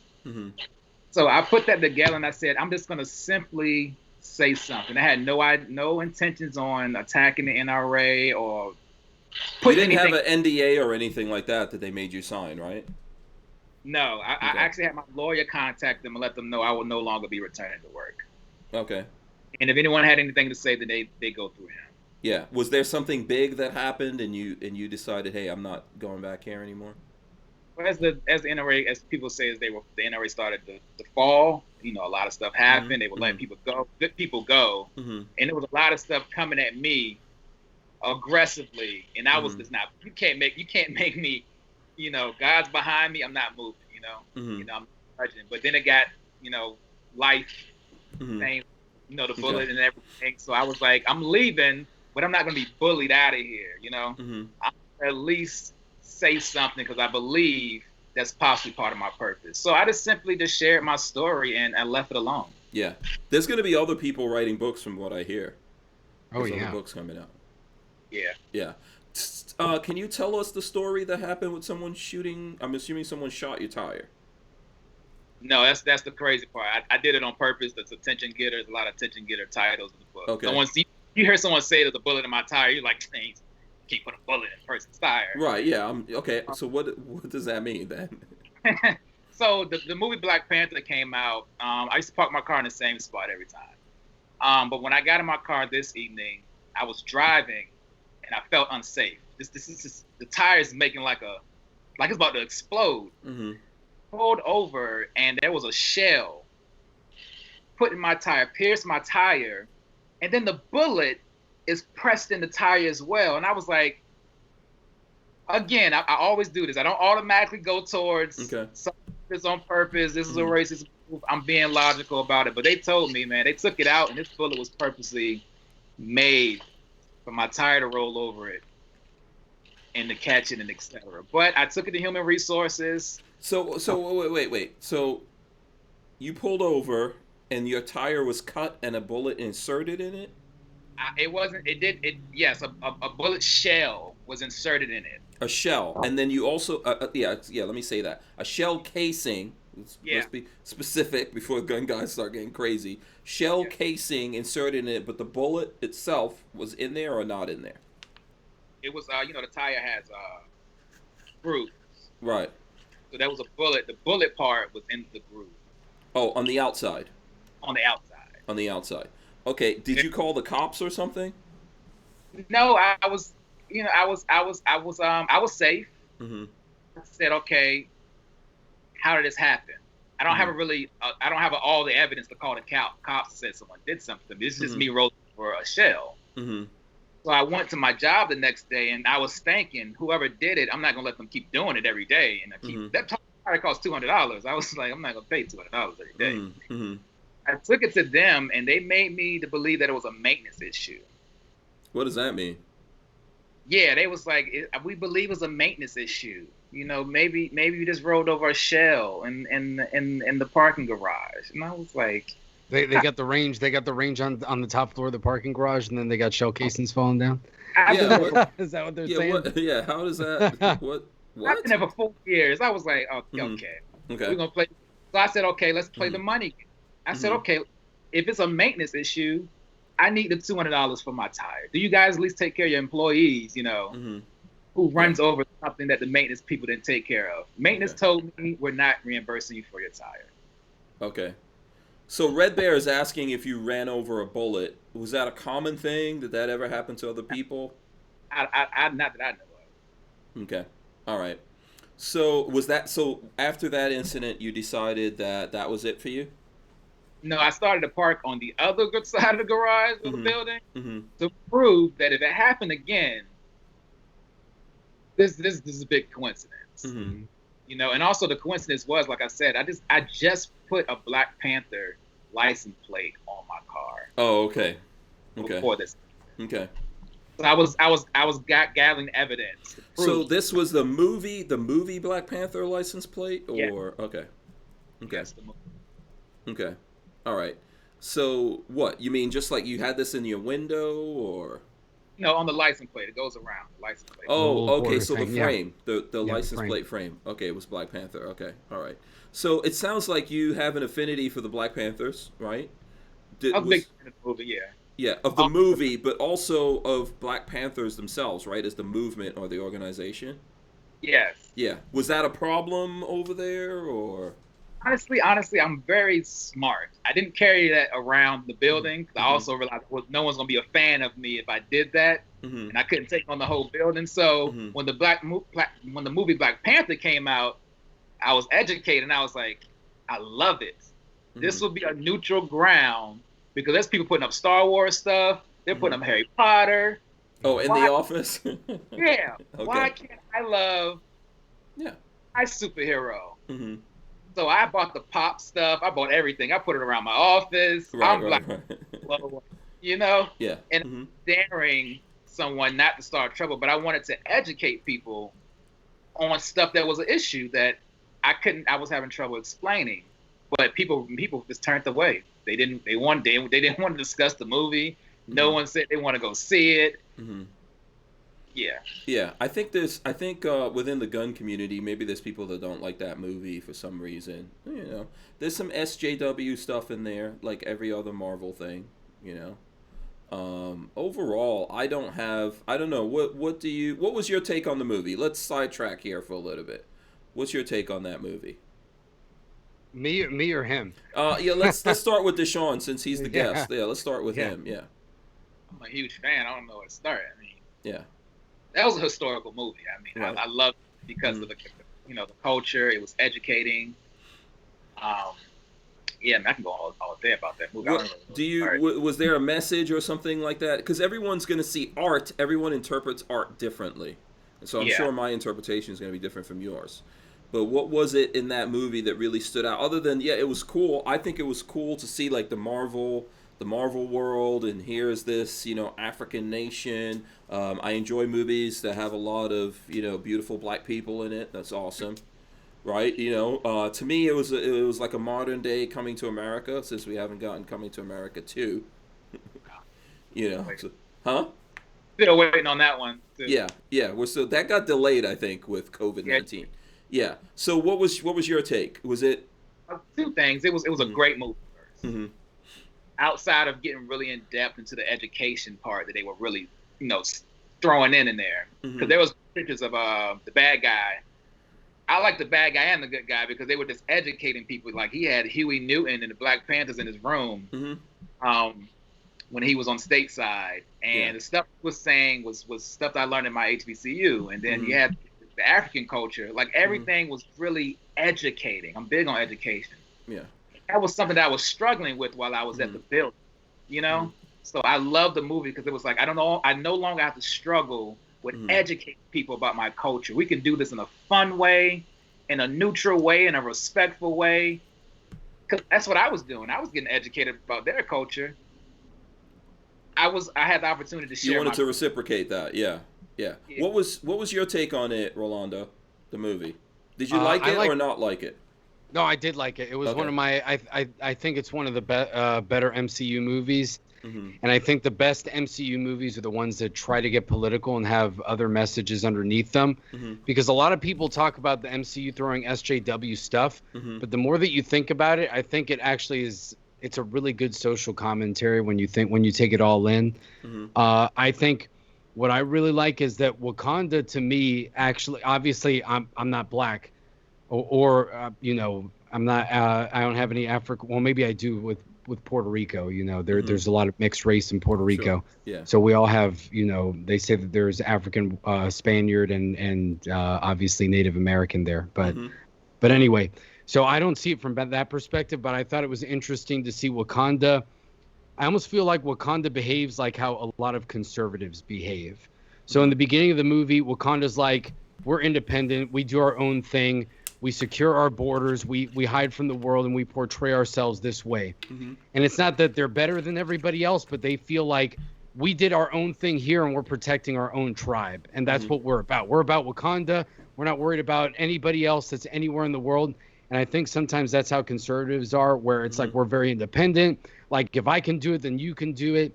And then it kind of evolves. I think everyone, that's part of our whole tribalism. Lots of us act like that. Yeah. And liberals act like that. Conservatives, Democrats act like that. Republicans, black people act like that. White people act like that. Yeah, and I think it spoke to a lot of that. And then Killmonger obviously brought, this is what's going on everywhere else, and you guys are just basically being blind to it. And it's like neither side is wrong or right, but in the end, you kind of see that both T'Challa and Killmonger kind of almost have an understanding at the end. They're like, you know what? I don't fully agree with you, but you're not wrong either. Yeah. So they kind of come together and almost have that understanding at the end. That I think is pretty awesome. Yeah. Let me get some comments in here. Rodney, what was that? What were you saying? I say he just made my day, man, because I love it. He got it. It reminds me when I went to the African American Museum in D.C. and I saw all races in there. I was depressed a little bit at the NRA because they were like, I would never do it. And I was like, sad, It's disappointing because they were walking like they were doing that, but they were talking like they were doing that, but they weren't walking like they were doing it. Rodney Brady says, listening to the show now, and my sons are watching Black Panther at the same time.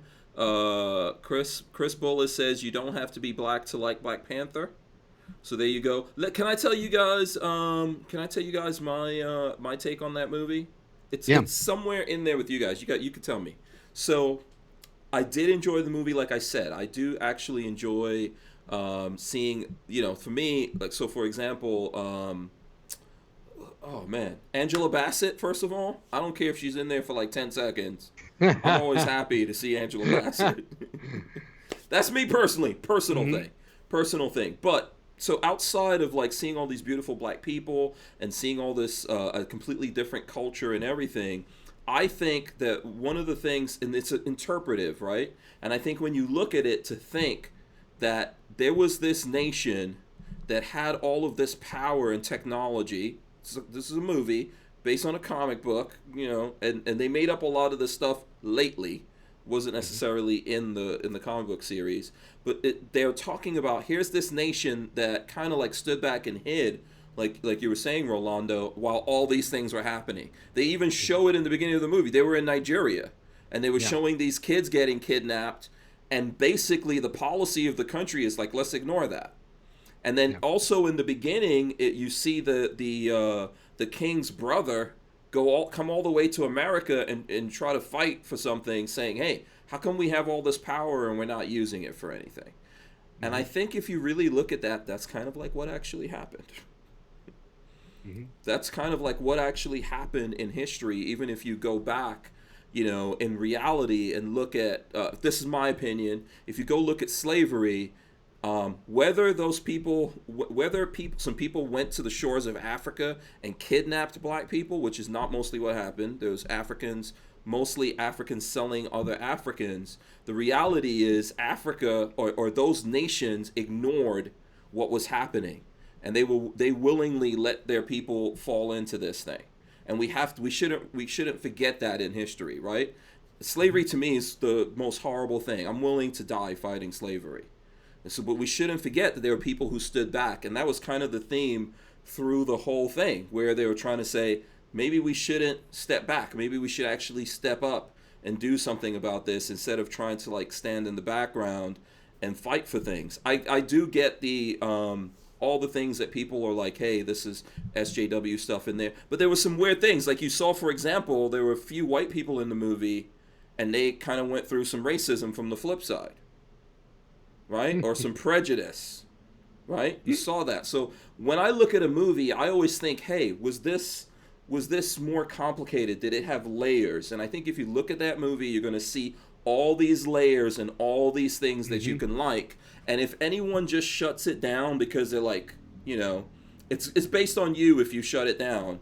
It's like most people, when I talk to people about coming to America, that's not a race thing. There's lots of white people that love coming to America.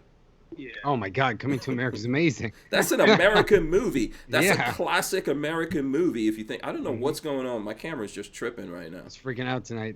Yeah.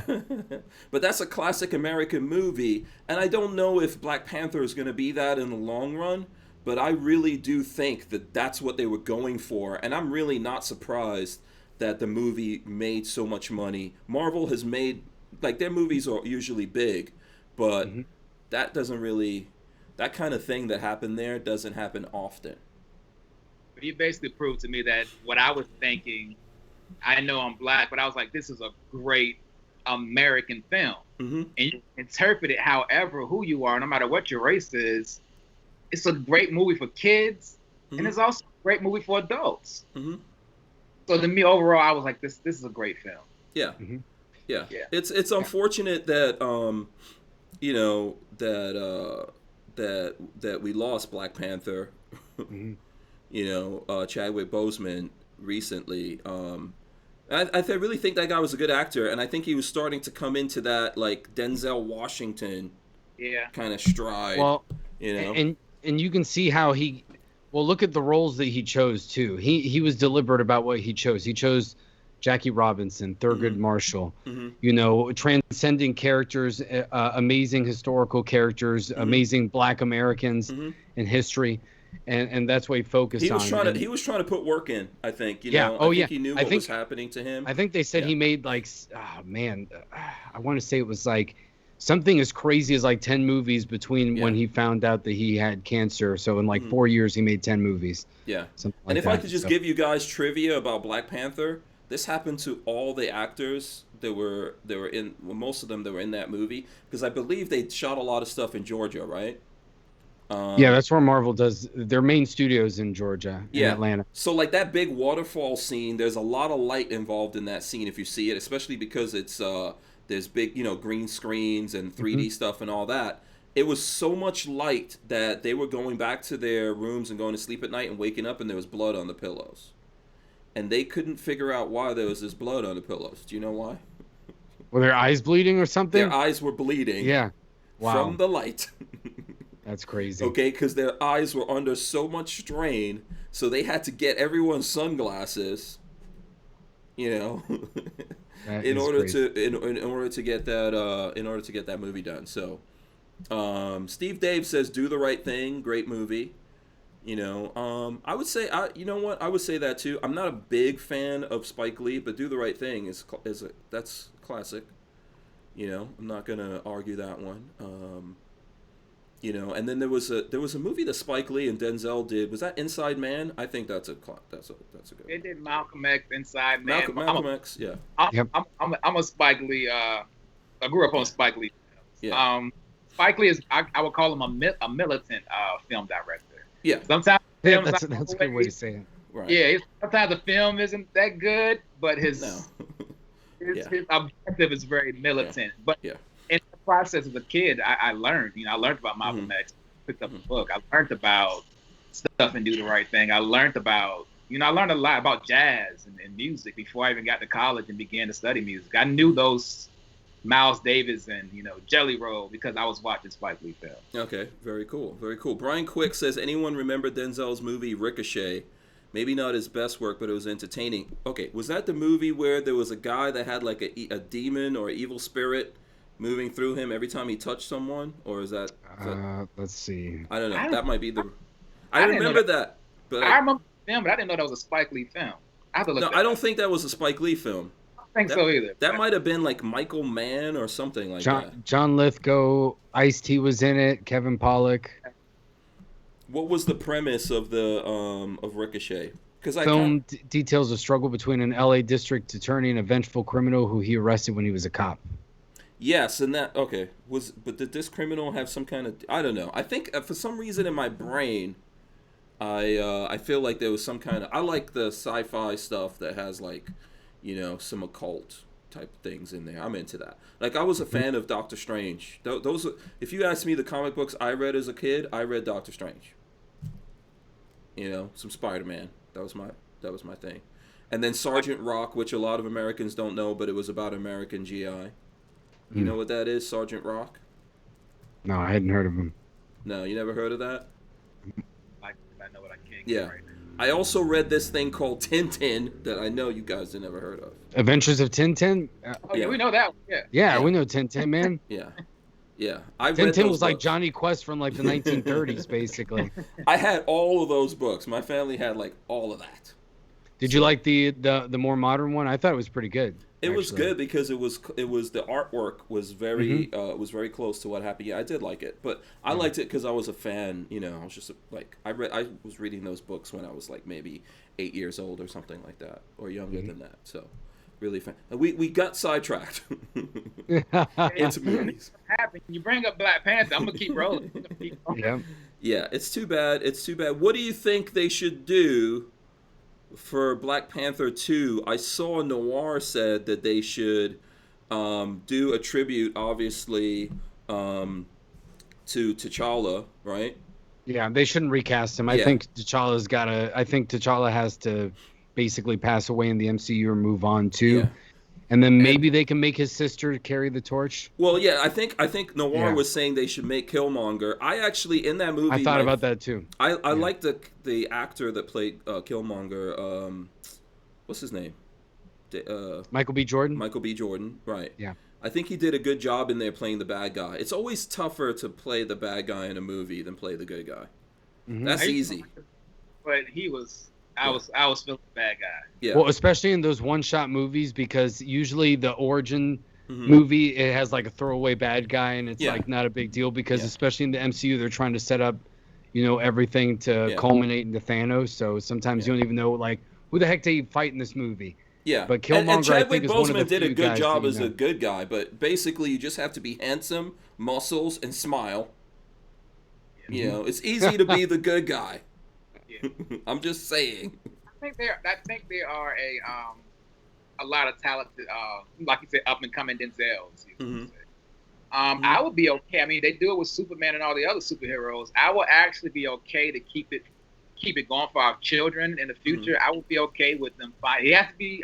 We're going to be very picky about who they replace it with. Yeah, if they're gonna go for that, if they're gonna just go for straight up replacing T'Challa, Denzel Washington's son, I forgot something Washington. That kid's a good actor actually. Yeah, there's several guys out there. Yeah, They have to step up and play. yeah, I can't remember what his name is, but he's the guy that's in Tenet. Yeah, he's also Okay. in That's Denzel. That's Denzel's son. He's in. Oh, what? I didn't know that. He's in Black Klansman as well. Yes, Yeah. he is. I haven't got a chance to see that. He was in Power. He was in the TV show Power with The Rock. He's doing his thing. Yeah, I think he was actually like a football player or something like that. So, maybe they can get, because you got to get a dude who you believe this is African. And I know that's going to be weird to people, but like I can't play, and I actually lived in Nigeria, and I could do the accent and everything, but I'm not going to be believable. As an African prince. Yeah, so you got to make sure, and there's a lot of guys like Chadwick Boseman was from, where was he from? He was American. I thought he was from Georgia, wasn't he? He graduated from Howard. Oh, Yeah, okay. he did. Yeah, that I knew. Yeah. I think he was from Georgia. Yeah. So, all right. So we'll see what they do. I liked the actress that played the sister as well. I thought she was funny, but I don't listen. I think there's lots of black superhero women. Make those movies. Don't make Black Panther Give her own into movie. a woman. Yeah. Or give her own spin-off thing and do it, but don't make Black Panther now. We got to flip it. Like, come on, we don't have to do that. They had such a strong woman power presence already in Black Panther. Mm-hmm. You don't. I mean, I'm gonna watch anything. They can make Angela Bassett can do any. They can spin off his mom's thing. I'll watch it. Angela Bassett, it's fine.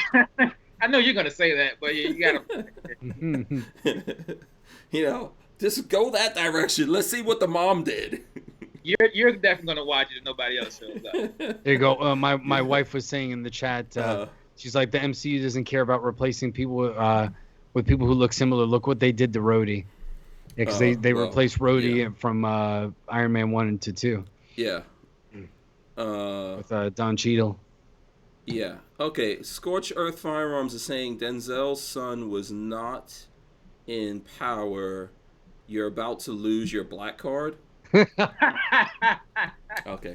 I'm sorry, I know what he was saying. Right. I didn't know. I didn't think. So who was the actor in Power then? Let's look that up. I have to be honest. I missed. Okay. Power. So if I'm sorry, it's not Power. I said the wrong thing. It's not Power. What was the thing with The Rock? What was The Rock show? Ballers. That's what I meant. There you go. See, that shows you. Yeah. I never watched Power. So I meant to say Ballers. There you go. Yes. There you go. Is that okay now? You get your card back. You get your card back. Ballers. That's what he was in. Okay. So there you go. Yeah, he was in Ballers. There you go. John David Washington. There you go. See, there wasn't. I said he was a football player, and whatever I was looking at, he was a football player in it. So Power, I never actually even watched Power. I gotta be honest with you guys. You gotta see Black Klansman. That was a good movie. Yeah. And then Scorched Earth says, shout out to the HBCUs, Bama State in the house. Hey. Yeah, there you go. All right, yeah. Black Klansman, yes, I will. And then also the guy who was in the Star Wars movies was in that too, right? The new Star Wars movies, I don't remember his name. He was like a Marine at some point before he became an actor. Oh, you're Kylo Ren, Driver, Adam Driver. Yeah, Adam Driver, I think was in that, right? Yeah, I haven't seen that. I haven't seen it. Are you guys looking forward to seeing Tenet? You think it's gonna be good? I'm all for Christopher Nolan, so Yeah, I'm just 'cause down. it's a Christopher Nolan thing? He hasn't disappointed me yet, so until he does, I'll give him the benefit of the doubt. Yeah. Okay. Brick says Power is a great show. I haven't really looked at it. Power is with 50 Cent, right? 50 Cent. That's the Power. Or maybe he's not on there anymore. Yeah. I haven't really looked at that. You know what? Those kind of things remind me too much of New York. So things that I actually lived in, grew up around, I'm not very motivated to look at. I'm a person who will catch a film, every once in a while. But Power is a TV. Yeah, it's a TV thing. Yeah. I liked Ballers because it was about football, which I know nothing about. And when I looked at the show, there was lots of naked ladies running around, and I was like, "Oh, I like this."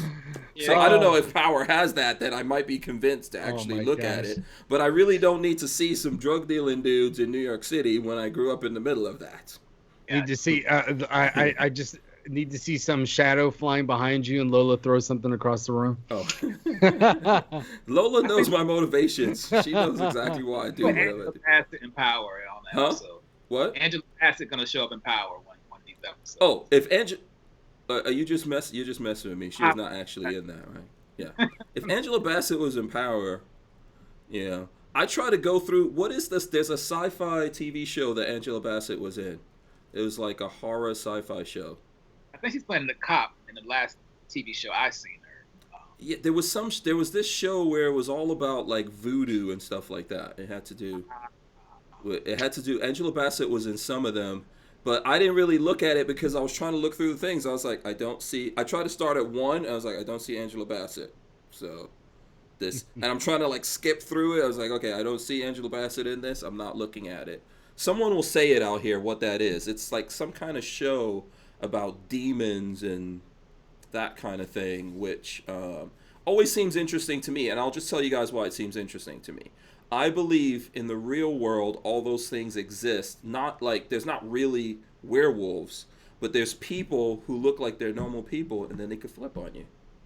There's not really vampires, but there's people who will suck you dry of your blood, who will just take things from you. So I think that there's all of those kinds of things that you see out there. I really believe that like those kind of things, and in deeper ways than that, really exist. So I like looking at those kind of things. It's like that, and sci-fi is mostly what I'm into. So American Horror Story. American Horror Story. There you go. Yeah. Yeah. There you go.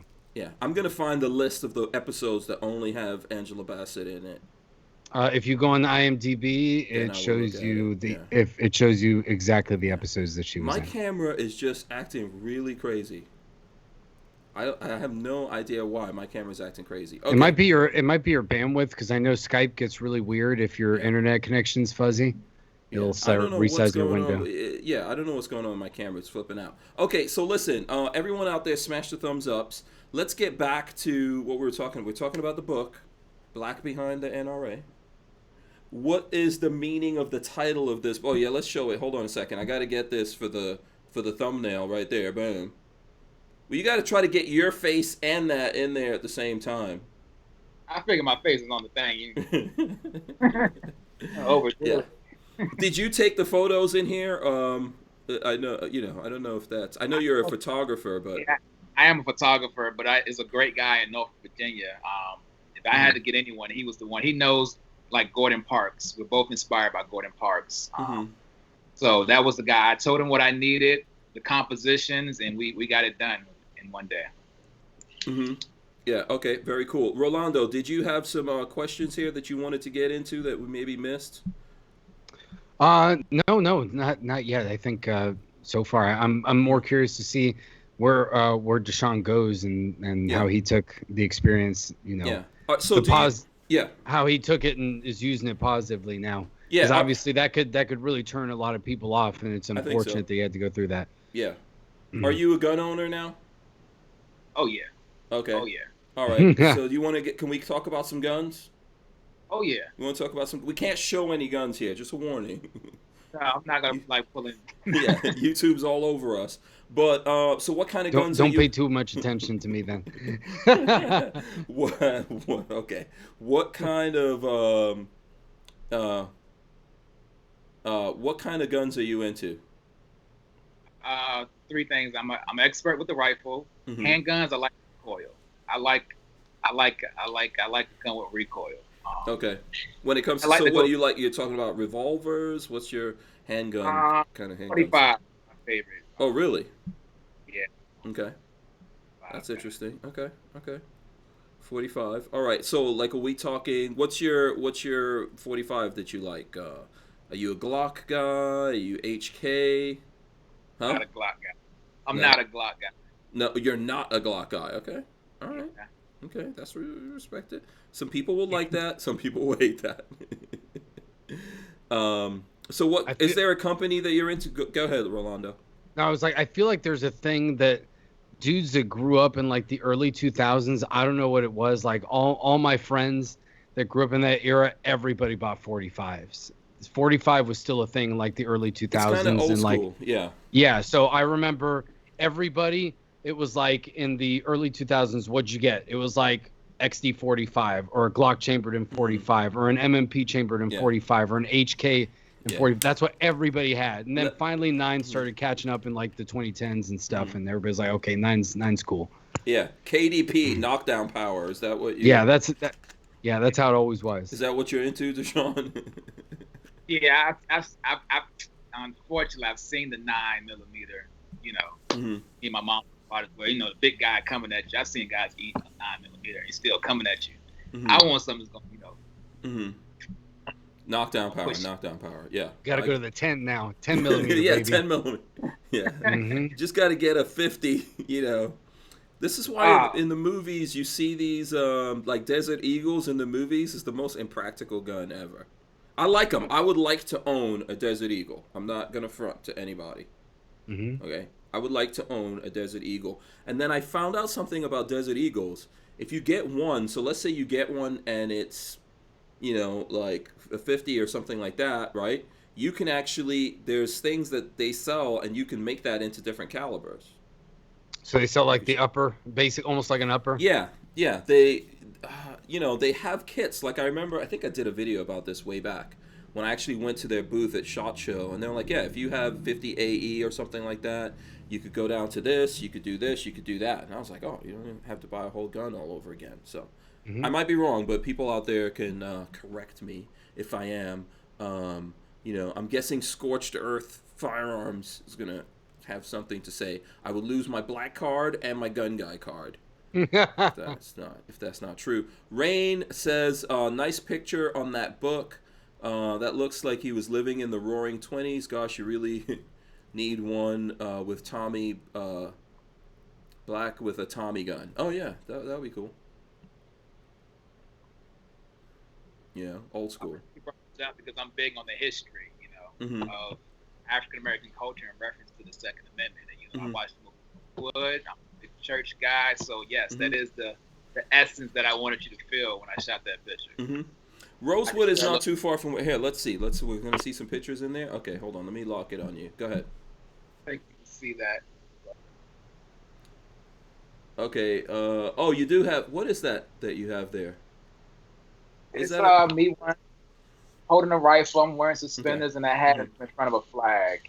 It's also a picture of me in front of a church with a black Jesus in the background. Okay. Yeah. It's pictures that's saying a lot. But I don't want to give all the way. I want you to get the book in. Yeah, absolutely. Can we have that conversation, Rolando? Can we have the conversation about Jesus? Was Jesus? I believe Jesus was a black dude. I mean, look at I would say look at Israelis. People are gonna get mad, but I would say look at Israelis and how they looked and how, you know, people at that time in the Middle East look. Like he's gonna be brown or black. Like there's no. I mean, that's who was there. Some people get offended. I don't know if you have. I don't know if you have a. What's your take on that, Deshawn? I agree with him. I mean, it's common sense. We're educated people. Yeah. I mean, but I mean, nobody knows what he looks like, so you can put whatever picture you want, I guess. So it's not a big deal. I think that the Romans did that because they were trying to reflect what they thought was beautiful when they were creating that stuff. Right? That happens. You know, people reflect what they think is beautiful. Do I think? Look, I don't know. Does anyone believe in like the Turin shroud? Like when I was young, I looked at a lot of videos about the Turin shroud, right? So the shroud they wrapped Christ in after, you know, like when he was in the cave, right? If you look at when they found that, and people gonna be like, "That's not real. It's not real," or whatever. But even if you look, remember that had like an image in it. You know, whoever that person was back then. You know, the features, you could still see features standing out. So, you know, we could, if you go back in time, there's a lot of things out there. If you go back in time, you know, James Miller says he wasn't black or white. He was Middle Eastern.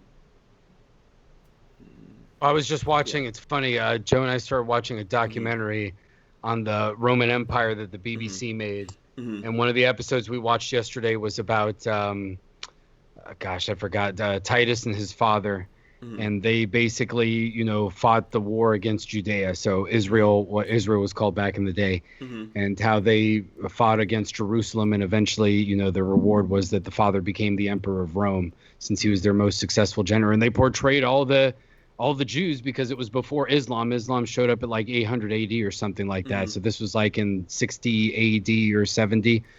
All the Jews looked Middle Eastern and black that they portrayed on the show, and the Romans were white European guys for the most part. So, but everybody spoke with a British accent, no matter what. Whether they were white, black, or Middle Eastern, they all had a British accent. The actors. No, I know. But I thought it was funny because in historical stuff, everybody always has a British accent, which I think is pretty funny. Yeah. So CB says Turin Shroud turned up in 1500s. And Rodney Brady says Shroud was determined to be fact. He meant fake. Yeah, and John he corrected himself later on. Not fact, fake. Oh, fake. Oh, so how did you mess up? No, I think you deliberately put fact. And John Voorhees says Jesus came to save us all, not based on skin color. He loves us all. Okay, it's acceptable. You know, we could talk about it. There's nothing wrong talking about it. You know, that's not a crime. Not a crime. Okay, so let's see. So guns. What's your, like, right now? Do you have a CCW? Do you conceal carry? I do. In Virginia, you have to conceal. Okay. All right. Can you tell us what you conceal carry? I just did a rally in Richmond. I open carried my rifle. Oh man, I just got it. 45 of my rifle. I have a lot of guns. But it was a basic AR. I have pictures on my IG. Okay. Okay. I don't want to do the wrong thing, but yeah. Then someone's. Oh, I understand. Yeah. I would like to say it's a no judgment zone, but we're gun guys, so. Yeah. There's always going to be judgment. Is there any dream gun out there that you would like to, you know, get your hands on? Even in that, when I was in the military, I love 50 cal. I used to be on a tank. We do boys. Once that thing blasts off, people paid attention. Yeah. So the 50s in the military have those all Barretts? I don't know what they have. Yeah. Is he talking Modus, like the machine gun? Oh, okay. Or is that talking or? Yeah. Yeah. Like a saw. Yeah. Okay. Yeah. Gorillas and Guns says Jesus was just a guy. I know. Let the hate begin. I'm not religious in the least. That's what he says. Yeah. So, Steve Dave says FN 249. Yeah. So, and then CB. See, this is always going to start a thing. CB says wasn't just a guy if we're talking about him 2,000 years later. So, and then John Voorhees says his dream gun MG42. Boom. There you go. I'm a fan of the. So I don't like H&K. I don't like Heckler and Koch, as people want to force me to say. Really? Yeah. I don't like the company. Right. Oh, okay. That's a different story. I don't feel like they're really fans of the civilian market. I think they're more like military-oriented kind of people. They probably feel like civilians don't need to have guns, kind of a thing, right? Well, they're a German company, so I mean, I'm not surprised. Yeah. They probably don't care about the Second Amendment. Right. Yeah. At all. Yeah. So, but I do like the MP5. So, yeah. There you go. And I recently bought up. I like the MP5 so much that on a whim, I recently bought a bunch of like MP5 parts of an MP5 that was cut up. So basically, a SWAT, like the guy that I got it from a SWAT team locally here, and decommissioned a bunch of these by cutting them up, and Babyface and myself, we each got one like set of these MP5 kits, and I didn't shoot any video of me getting it. You guys will see stuff. I didn't want to see us carrying on like little girls. So I figured I'd just tell you that we carried on like little girls, but I believe it. That's how we are when we get a new gun or yeah. something cool. It is what it is. But that's gonna be cool. I think that's gonna be cool when I actually get that MP5. That's a HK that I'm really into, you know. So that's the kind of thing. Night Train says HK wants the big military contracts. Civilian market be damned. Yeah. And I love PCCs, so I love the I would get an SP5 or the new SP5. Is it the SP5K? Is that what it is? The compact one that they have that they just came out with. I would love to have that. Oh, I don't know. $2,700 That's an HK gun? Yeah. They came out with they came out with the SP5. I gotta look this up. I gotta see exactly what you're talking about. I only know MP5. Oh, okay. So all the other numbers mean nothing to me until I look it up. So HK, the SP5 what? is just SP5? the SP5 is just the that's civilian, the new. Yeah, that's the new civilian one. version. Yeah. But the K is the compact version. Yeah. So that thing is badass looking. But for $2,700, I don't know about that. Yeah. I'm not playing that game right now. Yeah. I would also like a Tech 9. Do you know what a Tech 9 is? Of course, I'm from Miami, man. Of course I know what a Tech 9 is. That's like the state gun of that's the city gun of Miami and like the state gun of Florida. Yeah, it's like it's a pretty gangster. You see it in a lot of like the old school. I don't know if you see it in movies really nowadays. Mm-hmm. But you'll see a lot of Tech 9s in like the 80s, 90s movies. Hoodlum. Yes. Yep. Yeah. You know what's crazy? Uh-huh. Do you remember the movie Hoodlum? Yeah. Mm-hmm. Okay, that had what's his name from The Matrix, right? Morris Fishburne. Lawrence Fishburne. Yeah. Lawrence Fishburne. Yeah. So the scene when he got out to protect the queen, and he was just shooting away in the street. Mm-hmm. One of my favorite movies. But if you look up on the poles, there were NRA flags. Really? I had no idea. All the way I'm down. gonna have to go back and look at that now. I was looking at it and I was like, man, this has been around me all this time. So wait, he was in Harlem? No, they were in Harlem. And he was protecting. And they were NRA flags on the thing? When he's in the street in the intersection, that gun scene happens. Mm-hmm. After all the smoke clears and they do like a pull out of the scene. Mm-hmm. You know, he's just standing there and you can see the cars and the bodies and etc. If you look up, flag said NRA. Okay, I'm gonna have to go back and look at that. Yeah. Okay, that's interesting. Yeah, there's probably a lot of things that in movies like that we never actually saw. You know, we've got a couple of minutes here before we get out of here. I think my final question on this is, so far as the NRA thing, do you have any friends or people that you met there that you still communicate with now? Yes, I do. Please. I share that as well. I made great friends there. For the first 2 years, I was quiet, but then some people offered me to come out for happy hour, and that's when I realized, man, there were some great people there. We're friends to today. Mm-hmm. They gave me a chance to enjoy like Harry Potter. Like I'm from the hood, and nobody wants to talk about Harry Potter with me over there. But when I got with them guys, I wanted to go to country concerts. Mm-hmm. I got to be open, and they welcomed me with open arms. Mm-hmm. So yes. A lot of good friends. So like the people there were, some of the people there at least were cool. It's just you're saying like the corporate culture, you know, kind of there was like an obvious issue, right? I want to clear it up. To be honest, there was a small group. Okay, if they if someone from the NRA reached out to you today, you know, and try to, you know, patch things up, or let's say they survive or something, right? What would you say to that? Are you completely done? I would make it clear about where I stand. Mm-hmm. Please, I'm already educated and I've been through that. Mm-hmm. It's going to be differently. It's going to be on my terms. Mm-hmm. And we're going to do something that's not going to be some BS. We're going to really do something for different cultures. We're going to open up. And I would basically be a great person to fix the thing you probably just have no whereabouts. But if otherwise, no. I'm not going back to playing the silly stuff. Oh, okay. And then Lola was just wanting me to ask you, what's next for you? What's next for me right now, after going through everything, I realized the key is education. Mm-hmm.